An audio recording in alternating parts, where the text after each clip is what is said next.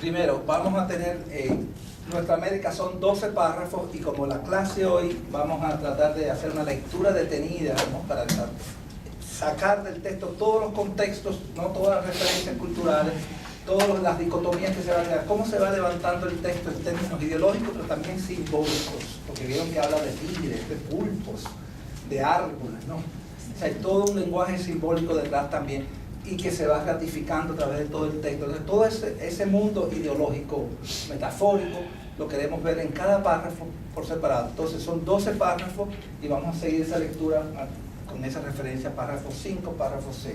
Estamos viendo ahora qué textos críticos tienen. Y yo, por favor, si les ha interesado el texto, y espero, como latinoamericanos, que les haya algunos de ustedes que les haya interesado. Bien. Los textos claves fundamentales son el de Lachmanovich, Lectura de Nuestra América, un texto brillante, bien, brillante, donde nos habla no solamente de los símbolos que van atravesando los símbolos, ¿no? Las imágenes, conceptos que les dije que van atravesando todo el texto, hace un análisis verbal, de los tiempos verbales que se utilizan. No sé si vieron más adelante cómo se ha de despertar América, toda una futuridad, ¿no? Utopista, que el texto propone, incluso resuelta en términos de verbos que utiliza, cuando usa pretéritos, cuando usa imperfectos, etc. Brillante el texto. Este se los recomiendo sin ningún tipo de... El otro brillante, que son todos estos que tienen aquí, es el de Julio Ramos. El de Julio Ramos también es otro texto formidable, que incluso es el único que toca el tema de las razas, el único que le critica a Martí el haber desechado el discurso racial de una manera tan rápida. Sabemos por qué lo hace, ¿no? No quiere provocar un conflicto de raza, pero obviamente las razas y las etnias son motivos también de represión, ¿está bien? Son motivos también de represión y él eso trata de obviarlo de alguna manera. Vamos a hablar sobre eso de manera. Esos dos textos son claves y yo realmente no veo ninguna objeción. Uno muy interesante que es el del hombre natural. Vean que él habla siempre del hombre natural, del hombre natural. Bien, y este texto de Arturo Andrés Roy es lo más sencillo, pero efectivo que pueden encontrar sobre el hombre natural. Como él dice, este hombre natural de Martí no es el buen salvaje de Rousseau, ¿no? Ni es aquel indio que encontró Colón cuando dijo, porque este hombre natural se revela, este hombre natural es el que pone a los tiranos en el poder, este hombre natural no es un buen salvaje. Hay un peligro social en si no se le incluye en los proyectos nacionales, ¿está claro? Y él habla muy bien y concluye diciendo como que el hombre natural es un poco los marginados, los explotados en esa estructura jerárquica de la sociedad, donde los explotadores o dominadores es una clase intelectual usualmente criolla, blanca, ¿no?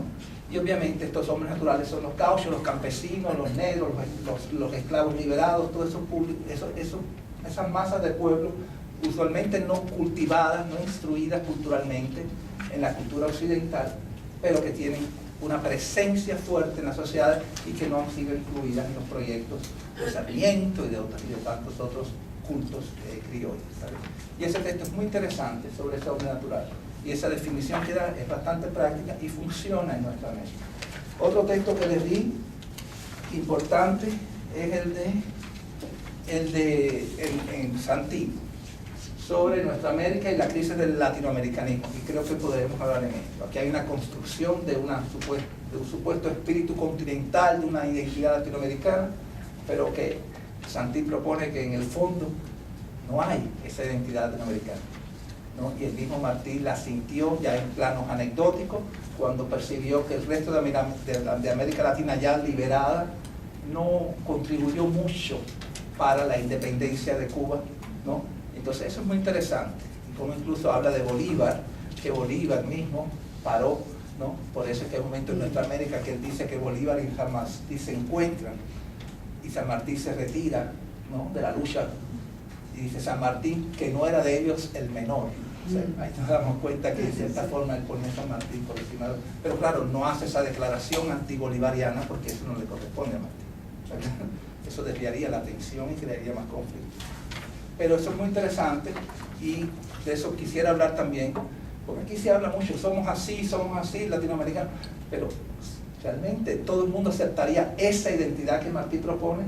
Existe esa homogeneización también para poder hablar de un alma continental. Bien, y es uno de los temas que toca Ramos, ¿no? Cuando habla de la creación de una identidad, como cada autor crea, ¿no?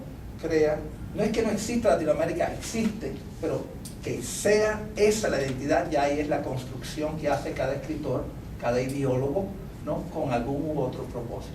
Y por supuesto Martí hace su propuesta de qué es para él, qué somos los latinoamericanos. Eso es muy interesante. Luego les puse otros textos, no voy a hablar de los de Estados Unidos, que es el prólogo de Martí, el prólogo de... Sí, el prólogo de Retamar, un intelectual cubano muy importante, de los grandes intelectuales latinoamericanos de hoy día, y se los di con un objetivo que puede verse también cuando usted lea, que les dije, en la clase de Sarmiento. Esto ya no es sofisticado, estoy diciendo. Cuando uno lee el prólogo de la edición cubana de Sarmiento, recuerden que esta edición cubana de Sarmiento como no toca prácticamente el tema de la tiranía, sino que va a buscar lo que sí es criticable en Sarmiento, que es su racismo, su clasismo, etc. Bien, su atenerse a teorías europeas, ¿no? Y no verlo americano, o verlo, pero para criticarlo, aunque vemos que el texto es más complejo, es más ambiguo, ¿no? El texto mismo, no su ideología, el texto mismo. Aquí les pongo, pero les dije que en una de las críticas de Sarmiento, al principio, dice la autora, como Facundo y Martín Fierro son textos que han trascendido lo literario para caer en el discurso ideológico político de las naciones. ¿Está claro? Se usan como iconos de las ideologías, de las nuevas ideologías, de los campos políticos en lucha, etc. El mismo caso ocurre con Martí. No es un texto que se lea solamente como literatura. Es un texto que también ha sido leído por los distintos intelectuales, los distintos políticos, los distintos presidentes, siempre para validar, legitimar su política. O sea, este es un texto literario, pero también con fines políticos. Y su carácter de clásico está también en eso. Se retoma constantemente por cada grupo político, por cada partido. Todo el mundo se apropia de Martí. Está bien, como Facundo y Martín Fierro. Todo el mundo se apropia, uno u otro, en el caso de Martín Fierro y Facundo, según tu ideología, lo que fuera, y en este caso también según todos los grupos, de derecha y de izquierda, todo el mundo va a encontrar en Martín un apoyo. Y eso es lo que hace Martín un clásico. Si les interesa eso, lean un libro de eso no se los di porque ya es mucho, que habla de la recepción de Martín en la cultura cubana desde que existió Martín. ¿Está bien? Y es muy interesante. Martí es como una Biblia para la cultura cubana, pero también para la política e ideología cubana. Y el caso del prólogo de Retamar es muy interesante, porque no sé si lo leyeron, léanlo, ¿no? De Martí a Fidel Castro, ¿no? De Martí a la Revolución Cubana. Martí propone socialismo en nuestra América. ¿Está bien? ¿Okay? Entonces, concretamente, los textos que me interesan, ¿no? Esto me interesa por su valor, ¿cómo es? Político, ¿no? El de Retamar, pero lo que nos interesa para la lectura real así de nuestra América es el de Ramos, el de Lagmanovich, el de Andrés Roy y el de y el de Santí, quizás tal vez. El de Santí, no sé si se dieron cuenta que también el de Santí, que también es cubano, exiliado, también juega ideológicamente, ¿no? Con el de Retamar. Los dos se quieren apoderar, uno desde el exilio, otro desde la posición oficialista cubana de Martí. Y ahí vemos que el texto que Martí está es como un yoke que todo el mundo utiliza. ¿Bien? Y yo me imagino que también lo utilice. ¿Está bien? Imposible no utilizarlo. Les di varios temas. ¿Cuáles son? Que hablen de los temas. Uno, ¿cuál es el tema que le di? Brainstorming, que se dice en inglés, ¿cómo?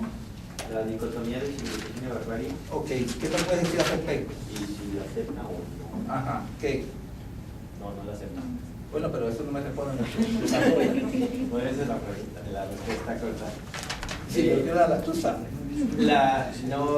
Bueno, está media complicada la respuesta, pero no la acepta porque dice que simplemente en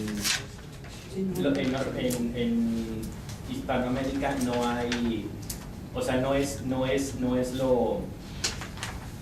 bárbaro, no es lo que se necesita conquistar.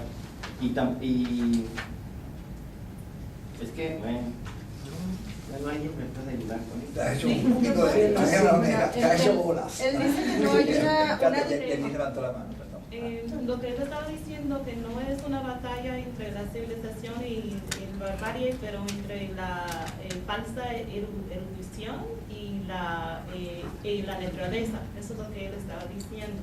Y cuando estaba diciendo eso con la falsa erudición, lo que yo entendí de eso es de copiar todo de Europa y de Estados Unidos o intentar de imponer no las mismas prácticas políticas en América Latina, y América Latina es un ambiente, o sea, completamente diferente. Entonces el hombre natural representa, o sea, el hombre ahí latinoamericano. El hombre natural. Pero no representa la barbarie, exacto. Sí. Ajá, pero no representa la barbarie. Eso también es importante. Muy bien. La naturaleza sería entonces, espérate, escribí bien esa palabra. No porque no sería el hombre latinoamericano, porque Sarmiento era un hombre latinoamericano. Oh, sí, sí. Bien, o sea, obviamente es una oposición entre dos conceptos que, por supuesto, si viéramos ahora cuáles son las personas que pertenecen a este concepto y las personas que pertenecen, ¿cuáles serían? ¿Quiénes pertenecen a la naturaleza? Los gauchos. Bien, pero ¿cuál es el nombre genérico que él usa? Y es el tema de un artículo, el hombre ¿qué? Natural. Bien. Y ese hombre natural, ¿a quién se opone? Los elementos civilizadores. No, a los letrados artificiales. Los letrados artificiales, ¿no? Y vamos a ir creando porque todo esto es un campo semántico, todo esto es una terminología que se va reafirmando a través, párrafo a párrafo se va reafirmando para ver que veamos la coherencia. Los letrados artificiales, ¿no? ¿Está bien? Artificial, ¿bien? Que son aquellos que copian, que imitan teorías europeas, ¿no? Que desconocen, el verbo conocer, desconocen la realidad americana tal cual es, ¿no? Y tratan de aplicar, ¿no? Modelos extranjeros, ¿no? Y el hombre natural, claro, después vamos a ver que ese hombre natural es ¿quién? Podemos ya empezar a llenar este campo. Son los campesinos. Los campesinos, Los gauchos. aunque él no hable de gauchos en sí, ¿no? Pero ya estamos en habla de los campesinos. pero él habla de ciertas etnicidades. Sí, habla de los indios. De los indios Y de los negros. y de los negros, Sí. dando por supuesto que los indios no están educados, Sí. porque después vamos a ver que él habla de Juárez, que es un Sí. indio educado. Pero bueno, en este momento habla de los indios del pueblo, la gente del pueblo. ¿Está bien? Los gauchos yo no creo que él hable de gaucho así como tal. No, solamente los menciona cuando habla de San Martín y de Bolívar, de la Sí, que van. cuando habla de la Sí, entonces sí, porque él habla de que va. Sí, sí. Y no son los gauchos, él habla. No dice con las botas empolvadas. No, pero dice gaucho Sí, porque dice habla de gaucho, los. sí. Sí, porque Sí, también que habla. habla de la ropa también. Sí. Pero en ese pasaje, el objetivo es demostrarnos que los que hicieron la revolución, sí, estaba Bolívar, pero las masas de soldados estaban compuestas por hombres naturales. Es el objetivo de ese párrafo. Y no solamente habla de gaucho, habla de otros grupos populares, digamos, de América Latina. Bien, ok, de esto se puede hablar más, pero muy bien, ese es un tema.